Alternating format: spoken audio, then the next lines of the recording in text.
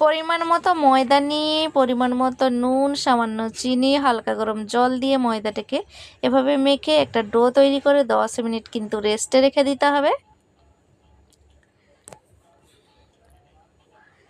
দেখুন, তারপরে লেচি কেটে এভাবে করে রুটির মতো করে বড় বড় করে আমি লেচিটা কেটে নিয়েছি। তারপরে বড় রুটির মতো করে বেলে নিয়েছি। একটা গ্লাস দিয়ে লুচির মতো করে এভাবে সবগুলো সমান করে এভাবে কেটে নিয়ে একটা প্লেটের মধ্যে রেখে দিয়েছি, ঢাকা দিয়ে রেখে দিতে হবে।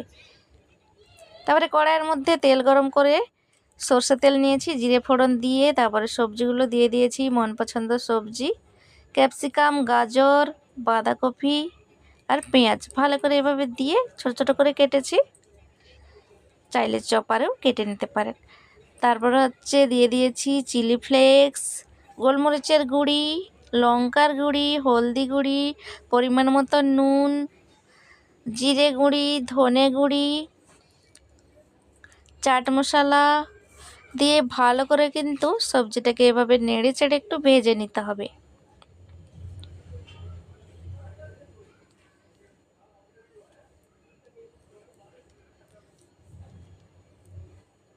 লাস্টে দিয়েছি কাঁচা লঙ্কা কুচি।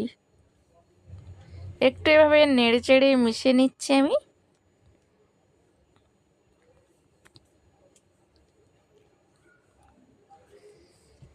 তারপরে দিয়ে দিচ্ছি আদা রসুনের পেস্ট দিয়ে ভালো করে নেড়ে চেড়ে মিশিয়ে নিয়েছি। দিয়ে দিচ্ছি ধনেপাতা কুচি দিয়ে ভালো করে মিশিয়ে নেব। লাস্টে সয়া সস আর টমেটো কেচাপ দিয়ে ভালো করে নেড়ে চেড়ে এভাবে মিশিয়ে নিয়ে একটা প্লেটের মধ্যে আমি নামিয়ে নিচ্ছি। নামিয়ে নিয়ে দুটো স্লাইস চিজ হাত দিয়ে এভাবে টুকরো টুকরো কেটে এভাবে সবজির সাথে আমি মিশিয়ে নেব। তারপরে যে আমি লুচির মতো কেটে রেখেছিলাম ভেতরে পুর দিয়ে এভাবে মোমোস তৈরি করে নেব। মন পছন্দ, আপনাদের যেমন পছন্দ তেমন মোমোস আপনারা বানিয়ে নিতে পারেন।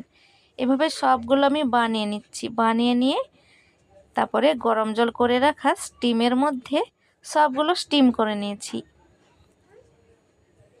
কত সুন্দর হয়েছে দেখুন। দেখুন সবগুলো এভাবে করে স্টিম করে নিচ্ছি।